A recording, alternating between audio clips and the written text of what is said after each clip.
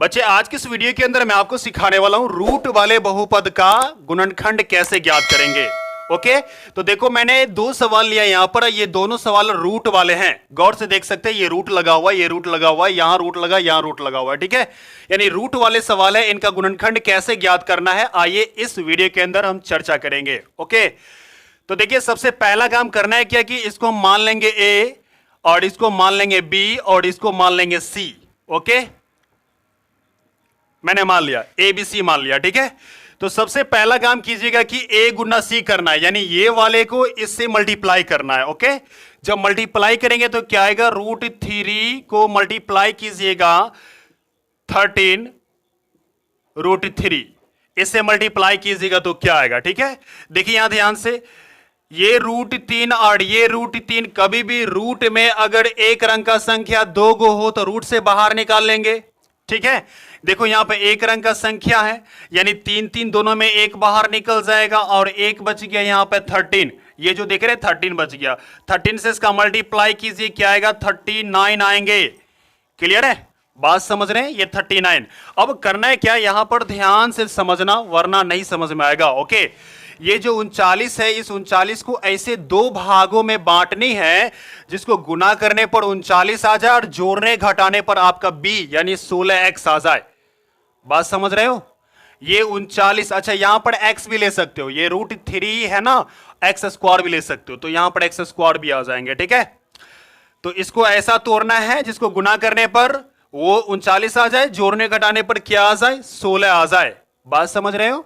Okay, तो देखो उसको पहचानने के लिए सबसे पहला काम करेंगे कि 39 कौन कौन सी टेबल में आता है ये पहले हम पता लगाएंगे। ओके, तो 39 जो है एक की टेबल में आता है, एक का टेबल 39 बार पढ़ेंगे तो 39 आ जाएगा। बात समझ रहे हो। उसके बाद 39 जो है 3 की टेबल में आता है, 3 का टेबल अगर 13 बार पढ़ा जाए तो 39 आ जाता है। बात समझ रहे हैं जी।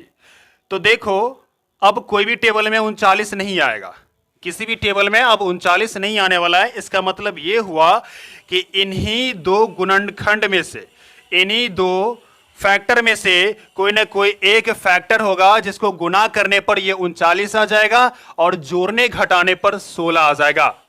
ओके, चलो पता करते हैं कौन सा फैक्टर है इसके अंदर। ठीक है, तो सबसे पहले हम पहला वाला फैक्टर की बात करेंगे, पहले वाले फैक्टर को देखते हैं वास्तव में ये b आता है कि नहीं आता है। ठीक है, देखो 39 में एक जोड़ देते हैं, जोड़ेंगे तो 40 आएगा, क्या ये 40 है, नहीं है। 39 में एक घटा दीजिए तो क्या ये 38 है, क्या 38 तो नहीं है ना। मैंने कहा था कि जोड़ने घटाने पर इसका जो दो भागों में बांटेंगे उसको जोड़ने घटाने पर ये आना चाहिए, लेकिन ये तो नहीं आया इससे। इसका मतलब ये हुआ कि ये वाला फैक्टर सही नहीं है, ये फैक्टर हमको नहीं लेना है। क्लियर, अब आगे की तरफ चलते हैं, इसको देखते हैं। 13 में से 3 घटाएंगे तो कितना बचेगा, 13 में से 3 घटाएंगे तो 10 बचेगा, क्या ये 10 है, नहीं है। घटा के मैंने चेक किया, नहीं है। ओके, अब देखो 13 को हम 3 जोड़ देते हैं, 13 में 3 जोड़ देते हैं, जोड़ेंगे तो क्या आएगा 16, क्या 16 है यहां पर, जी 16 है। मतलब ये हुआ कि जोड़ने पर ये आ रहा है, इसका मतलब ये सही हुआ। ठीक है, अब यही फैक्टर को हम लेंगे और आगे का प्रोसेस करेंगे। देखिए जोड़ने घटाने पे ये आना चाहिए, जोड़ने पर आ गया और गुना करिएगा तो यही आएगा। ठीक है, 13 या 39, और इन दोनों में हम करेंगे क्या, x लगा देंगे, x। ओके, अब देखो 13x और 3x जोड़ेंगे तो क्या आएगा 16x। क्लियर, अब यहां पर 39x है, मैंने कहा था कि इसका x² आप लगा सकते हो, यहां x² लगा सकते हो, यहां भी x² लगा सकते हो। ठीक है, अब 13 या 39 और x को जब गुना कीजिएगा तो क्या आएगा, x² आएगा। बात समझ रहे हो। ओके, चलो अब हमें करना है क्या, ध्यान दीजिए, इसको उसी प्रकार लिख दीजिए जैसा लिखा हुआ है, 3x² है ना, और इसकी जगह पर 16x की जगह पर हम ये 3x लिख सकते हैं या 13x, दोनों में से किसी को पहले आप लिख सकते हो। ठीक है, मैं लिख लूं 3x, लिख दिया, और जोड़ने पर है ना तो जोड़ दो, जोड़ का निशान लगाओ और ये 13x लिखो। ओके, और यहां पर जो बच गया है ये लिखिए, प्लस में क्या है 13 √3। गौर कीजिए मैंने किया है क्या यहां पर। ठीक है, ये जो 16 दिख रहे हैं ना, 16 की जगह पर मैंने ये लिखा है, ओके, कोई भी चेंजिंग नहीं हुआ है, केवल 16 की जगह पर मैंने ये लिखा है, ये 16 है तो ये भी 16 है। गौर से देखिए, 3 गो x और 13 गो x, कितना x? 16x हुआ ना, इसीलिए 16x है यहां पर। क्लियर है? अब चलते हैं आगे की तरफ। इसमें करेंगे क्या कि इन दोनों टर्म में और इन दोनों टर्म में हम क्या करेंगे, कॉमन ले लेंगे। ठीक है, तो कॉमन लेके देखते हैं क्या आता है कॉमन। इसमें हम करेंगे क्या कि √3 कॉमन लेते हैं। √3 कॉमन ले लिया। आप कहोगे इसमें तो √3 नहीं है, मैं आपको बताऊंगा, अगर √3 लिया, अगर √3 से हम गुना करेंगे तो ये आ जाएंगे 3, है कि नहीं? बस 3 लाना था नाम को। चलो मैंने √3 कॉमन लिया और एक x भी कॉमन आ रहा है, मैंने ले लिया। और यहां क्या बच गया, √3 कॉमन आ गया और x कॉमन आ गया, तो एगो x बच गया यहां पर प्लस।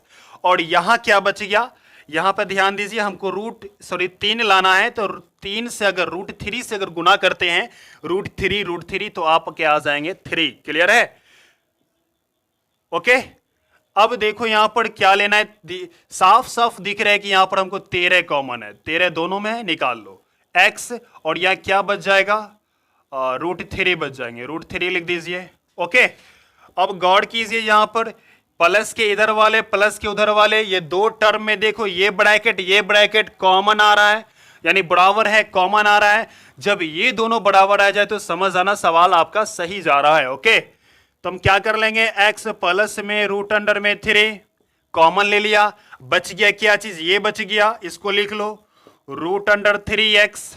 ओके, और ये बच गया प्लस में 13, ये आपके आंसर हुए। ओके बच्चे, दूसरे सवाल को देखते हैं। दूसरा सवाल में भी हमको क्या करना है, सिंपली इसको और इसको मल्टीप्लाई करना है। चलो मल्टीप्लाई करके देखते हैं क्या आता है। 4 और यहां पर लिखा है √3 और x² मल्टीप्लाई किससे करना है, इससे करना है। चलो मल्टीप्लाई करते हैं तो क्या आएगा, 7√3। माइनस लगाते, माइनस लगाइए ये वाला, ठीक है। और 7 चौके क्या होंगे 28, और 2 गो √3 में से एगो 3 निकल जाएगा बाहर। ठीक है, अब गुना कीजिए इसको तो आ जाएंगे 84, और x² है तो x² लगा दीजिए। ठीक है, आप यहां भी लगा सकते हो x²। ठीक है, अब देखो ये जो 84 देख रहे हो 84, इस 84 को ऐसे दो भागों में बांटिए जो जोड़ने घटाने पर ये आ जाए। ओके, और गुना करने पे यही -84 x² आ जाए। ठीक है, तो बताओ कौन संख्या होगा। तो मैं आपको बताऊं कि मैंने आपको रूल बताया है कि इनके जितने भी टेबल है सारे टेबल को लिख लो, कौन कौन से टेबल में ये 84 आते हैं वो सारे को लिख लो आप। ठीक है, और उन्हीं में से जब तक रिपीट ना हो जाए तब तक आपको लिखना है। ठीक है, उन्हीं में से कोई एक न एक गुणनखंड होगा। ठीक है, जो जोड़ने घटाने पर ये आ जाएगा और गुना करने पर ये 84 आ जाएगा। ठीक है, तो मैं आपका ज्यादा टाइम वेस्ट नहीं करूंगा, मैं आपको बता दूं इसी का 1-2 गुणनखंड मैं बताता हूं, एक 12 और एक 7, ताकि आपका टाइम वेस्ट ना हो, इसलिए मैंने बता दिया। ओके, अब देखो यहां पर x लगा दीजिए, यहां x लगा दीजिए। ठीक है, अब गुना कीजिए, 12 7 क्या आएंगे 84 आएंगे, x क्या आएंगे x² आएंगे। जब गुना किए तो अब जोड़िए, यहां पर जोड़ने पे तो नहीं आ रहा है लेकिन घटाने पर आ रहा है। 12 में से 7 घटेगा, कितना बचेगा 5 बचेगा, तो 5 तो यहां पर है, घटाने पर आ रहा है ना। और एक बात और याद रखना, यहां पर प्लस है तो यहां पर जो साइन रहे वही साइन आपको बड़ा वाला में लगाना है, बड़ा वाला संख्या जो रहेगा उसी में वही साइन लगानी है। मतलब प्लस यहां लगाएंगे और घटाने पर है ना, इसलिए मैं माइनस यहां लगाऊंगा। ओके, अब सेम इसी प्रकार आपको लिख देना है। ठीक है, मैं इसको लिख दूं यहां पर, कैसे लिखूंगा, ये 4 है तो 4 लिखिए, √3x² मैंने लिख दिया। अच्छा, इसकी जगह पर क्या लिखना है, ये लिखना है प्लस में 12x माइनस में 7x, यहां बच गया 7 -7 और √3 मैंने ये लिखा वहां पर। ठीक है, इतना समझ में आया। चलो आगे की तरफ चलते हैं। देखो इसमें कॉमन क्या आ रहा है, इस दोनों में कॉमन लेना है और इस दोनों में कॉमन लेना है। ये हमारा दूसरा स्टेप है। पहला स्टेप था क्या कि पहले संख्या ढूंढना है, कौन सा संख्या है जिसको गुना करने पर वो आ जाए, जोड़ने घटाने पर वो आ जाए। ठीक है, लेकिन दूसरा स्टेप क्या है हमारा कि कॉमन लेना। कॉमन लेना बहुत इंपॉर्टेंट चीज है, अगर कॉमन नहीं आता लेने तो दिक्कत होगा आपको। ओके, तो हम क्या करते हैं, कॉमन लेते हैं। कॉमन लेंगे तो क्या होगा यहां पर कि 4 इसमें भी है 4 इसमें भी है, कॉमन ले लेते हैं 4। उसके बाद √3 कॉमन लेंगे। और x भी दोनों में है। ओके, x भी कॉमन ले लिया मैंने, ठीक है। अब कहोगे कि √3 क्यों कॉमन लिए, चलो देखते हैं क्यों कॉमन लिए, सो बताते हैं आपको, ठीक है। अभी नहीं पता चलेगा, आगे पता चलेगा।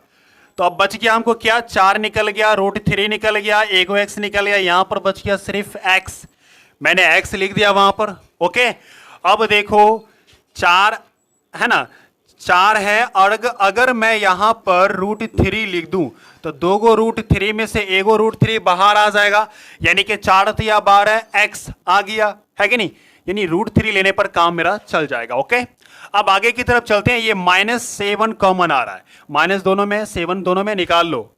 यहां तो साफ साफ दिख रहा है ना कि दोनों में ये है, 7 है, तो निकाल लो 7, यहां पर निकाल लिया मैंने। अब क्या बच गया, x बच गया, यहां बच गया प्लस, क्योंकि माइनस निकल चुका है तो plus, minus plus minus. Okay, यहां पर क्या आएगा, √3 आएंगे। जाहिर सी बात है कि माइनस निकाल लेंगे तो यहां प्लस बचेगा, प्लस, और यहां भी प्लस बचेगा। बात समझ गए। अब आगे चलते हैं। ये ब्रैकेट आपका सेम आना चाहिए। देखो यहां पर सेम आ चुका है कि नहीं।